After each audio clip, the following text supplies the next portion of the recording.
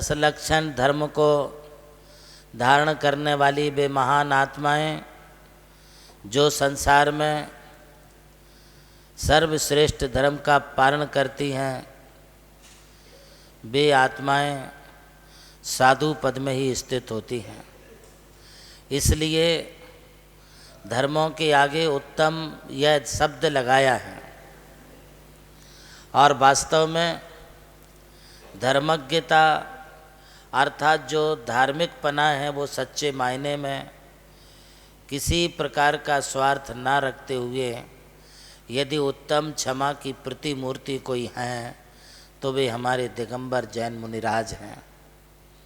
इन्हें सभी जीवों के प्रति बहुत करुणा होती है, दया होती है एवं सभी जीवों के प्रति मित्रता के भाव धारण करते हैं एवं सभी जीवों के प्रति अत्यंत विनम्रता और नम्रता के साथ वे अपना व्यवहार करते हैं। देखिए, पद और प्रतिष्ठा प्राप्त होना यह अलग बात है और पद प्रतिष्ठा के साथ अपने जीवन में नम्रता आना ये और उससे भी अधिक प्रभावशाली बात है। जो जितने बड़े होते हैं वे उतनी लघुता को दिखाते हुए चलते हैं। हमारे ज्ञानी आचार्य महान शास्त्रों के ज्ञाता थे, किंतु उन्होंने कभी अपने शास्त्र ज्ञान का कभी अहंकार नहीं किया। उन्होंने बड़े बड़े ग्रंथ लिखे, लिखने के पश्चात भी उन्होंने अपनी लघुता व्यक्त की और उस समय उन्होंने कहा कि यदि मेरे द्वारा भूल से यदि कोई त्रुटियां रह गई हों, अक्षर मात्रा से यदि कुछ स्वर से हीन कुछ कहा गया हो तो सुधी जन मुझे क्षमा करें और वे हमारे द्वारा लिखे गए कहे गए शास्त्रों को सुधार करके पढ़ें। ये महान आचार्यों की महानता है। लघुता से प्रभुता मिले, प्रभुता से प्रभु दूर, चींटी चावल ले चली हाथी के सिर दूर।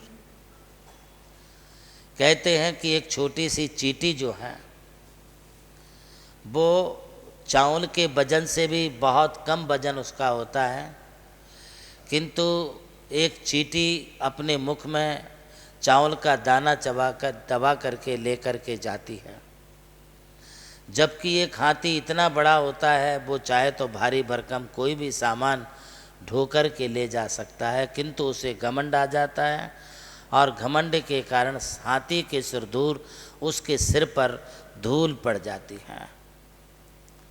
जो लघुता से चलेंगे, लघुता से रहेंगे, उन्हें प्रभुता मिल जाती है, अर्थात वे भी प्रभु पद को प्राप्त कर लेते हैं। महानता तो इसी में है कि बड़े लोग छोटे लोगों के लिए प्यार दें और छोटे लोग बड़े लोगों के प्रति विनम्रता के भाव रखें। यदि छोटे लोग बड़ों के प्रति विनम्रता के भाव रखते हैं, उन्हें नमन करते हैं, तो बड़ों में अहंकार नहीं आना चाहिए, बल्कि उन्हें प्यार, स्नेह और अपना वात्सल्य देना चाहिए। आप उनके ऊपर जितना अपना प्यार लौटाएंगे, छोटे लोग तुम्हारा उतना ही आदर और अदब रखेंगे। यही एक विनम्रता की पहचान है। जो बड़े होते हैं वे कभी अपने मुख से बड़ाई नहीं करते हैं कि मैं इतना बड़ा हूँ, मुझे इतना ज्ञान है, मैं इतना जानता हूँ। अरे वे कितना भी जाने, कितना भी कहें, किंतु वे कभी अपने मुख से अपना बड़प्पन घोषित नहीं करते हैं। बड़े बड़ाई ना करे, बड़े ना बोले बोल, हीरा मुख से कब कहे लाख हमारो मोल। डायमंड जो होता है, हीरा जो होता है, वो कभी अपने मुख से अपना मूल्य नहीं बताता है कि मैं कितना महंगा हूँ। खरीदने वाले जोहरी पार के लोग अपने आप उस डायमंड की कीमत पहचान जाते हैं वो होने में बहुत छोटा दिखता है किंतु बड़ा मूल्यवान होता है।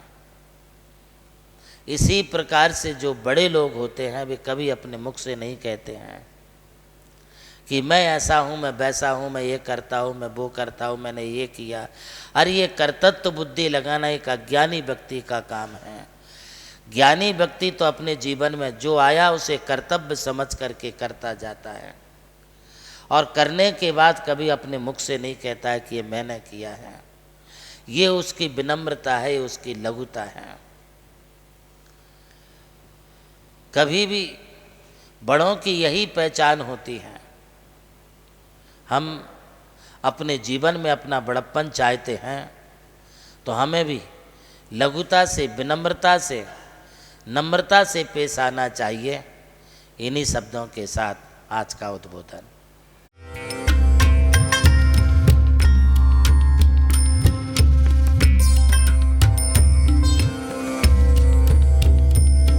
जैन धर्म केवल धर्म नहीं, जन जन का धम है। यही है इस धर्म की संस्कृति। सन 2010 चातुर्मास के दौरान मांगी तुंगी और गजपंथा की तीर्थ यात्रा के बाद एक रात्रि गजपंथा की पहाड़ियों पर विश्राम करते समय आचार्य श्री देवनंदी जी महाराज को एक दिव्य स्वप्न प्राप्त हुआ। स्वप्न में उन्होंने देखा कि एक ऐसा तीर्थ जिसकी कोई कल्पना भी नहीं कर सका था, एक ऐसा स्थान जहां पंच परमेष्ठियों की भव्य मूर्तियां हों, एक ऐसा समव शरण जो समर्पित हो जैन धर्म की शाश्वत परंपरा को। उस दिव्य संकेत को जीवन में उतारने के लिए आचार्य श्री कुंथलगिरी की ओर विहार पर निकल पड़े। वहां एक श्रद्धालु ने अपनी भूमि पूज्य गुरुदेव को समर्पित की और यहीं से आरंभ हुई मुंबई आगरा हाईवे NH3 स्थित णमोकार तीर्थ के निर्माण की महायात्रा। ये वही भूमि है जिसे राम टेकड़ी कहा जाता है, जहां भगवान रामचंद्र जी ने 12 लाख वर्ष पूर्व तपस्या की थी। आज यही भूमि बन रही है जैन संस्कृति का जीवंत प्रतीक णमोकार महातीर्थ। यहां बन रही है 51 फीट ऊंची अरिहंत परमेष्ठी की मूर्ति, चारों दिशाओं में 31-31 फुट ऊंची अन्य परमेष्ठियों की मूर्तियां। कुल मिलाकर एक अद्वितीय समवशरण की रचना है जिसका वर्णन Guinness book of world record में दर्ज हो चुका है।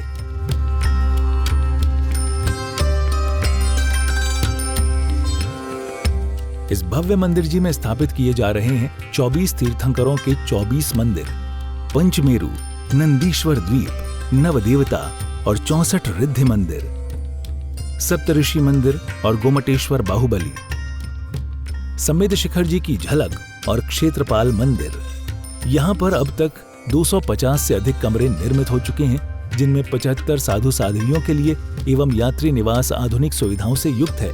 AC रूम, भोजनशाला, कैंटीन और विशाल गुरु मंदिर। णमोकार तीर्थ का भूमि पूजन 8 फरवरी 2014 को संपन्न किया गया था और आज लगभग 10 लाख स्क्वायर फीट से अधिक निर्माण पूर्ण हो चुका है और अब यह दिव्य तीर्थ अपने चरम आयोजन की ओर अग्रसर है। 2026 में जिन शासन के वरिष्ठतम आचार्य परम पूज्य साधना सम्राट गणाधिपति गणधराचार्य श्री कुंथु सागर जी महाराज के सानिध्य में एवं परम पूज्य प्रज्ञा श्रवण सारस्वताचार्य श्री देवनंदी जी महाराज की प्रेरणा एवं निर्देशन में 400 से अधिक साधुओं की उपस्थिति में आगामी 6 से 13 फरवरी 2026 में णमोकार तीर्थ का भव्याति भव्य अंतर्राष्ट्रीय पंचकल्याणक प्रतिष्ठा एवं महामस्तकाभिषेक महोत्सव का आयोजन होने जा रहा है। खुल रहा है पुण्य का द्वार, जो करेगा भव पार।